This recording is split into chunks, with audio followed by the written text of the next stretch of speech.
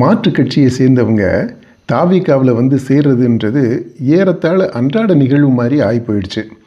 அதுலேயும் பார்த்தா எதிர்பார்க்காத ஆட்கள் தான் வந்து சேர்ந்துக்கிட்டு இருக்கிறாங்க. அப்படிப்பட்ட ஒருத்தர் தான் இந்த கம்யூனிஸ்ட் இயக்கத்தை சேர்ந்த தோழர் சி மகேந்திரன்.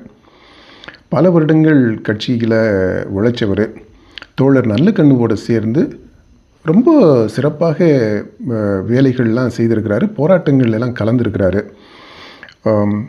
ஏறத்தாழ 50 வருடங்கள் கட்சியில் இருந்திருக்கிறாரு, பல பொறுப்புகள்லையும் இருந்திருக்கிறாரு. கடந்த சில வருடங்களாக 2-3 வருஷமாக மனக்கசப்பு, கட்சியில் ஓரங்கட்டப்பட்டதாக அவர் ஃபீல் பண்ணுறாரு. வெறும் அடிப்படை உறுப்பினர் அப்படின்ற அளவில் தான் இருந்திருக்கிறேன் அப்படின்னு சொல்கிறாரு. அந்த மனக்கசப்பை அவர் வெளிப்படுத்துகிறாரு. அதை விரிவாக சொல்கிறதுக்கு விருப்பம் இல்லை அப்படின்றாரு. இன்றைக்கி பாருங்கள், இந்த கம்யூனிஸ்ட் கட்சிகள் ரெண்டும் தாவேகா ஆட்சி அமைக்கிறதுக்கு, விஜய் முதல்வர் ஆகிறதுக்கு வெளியிலிருந்து ஆதரவு தெரிவிக்கிறாங்க.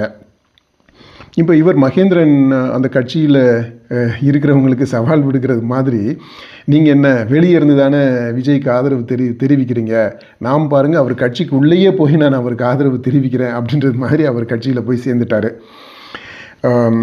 என்ன இவர் இந்த மாதிரி வயசான காலத்தில் இப்படி 50 வருஷம் கட்சியில் இருந்தவர் இப்போ வந்து சேர்ந்துருக்கிறாரு தாவிகாவில் அப்படின்னா, தாவிகா சைடில் இருந்து அவரை ஓரளவுக்கு நல்லா பார்த்துருப்பாங்க.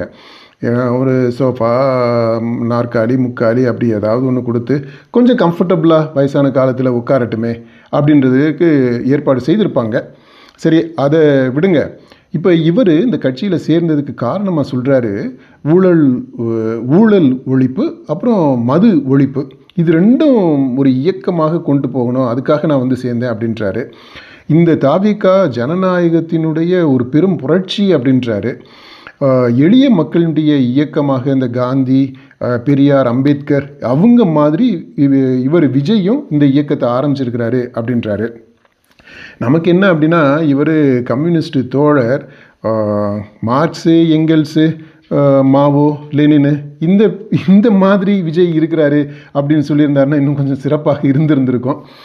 அதை விடுங்க, இப்போ எல்லாமே ஜென்சின்றாங்க இல்லையா. இப்போ இந்த ஜென்சியை ஈர்க்கக்கூடிய விதத்தில் ஃபிடல் காஸ்ட்ரோ, செகுவேரா அந்த பேரையும் சொல்லியிருந்தா அவர் தோளில் போட்டிருக்கிற அந்த சிவப்பு துண்டுக்கு பெருமை சேர்க்கக்கூடிய விதத்தில் இருந்திருக்கும்.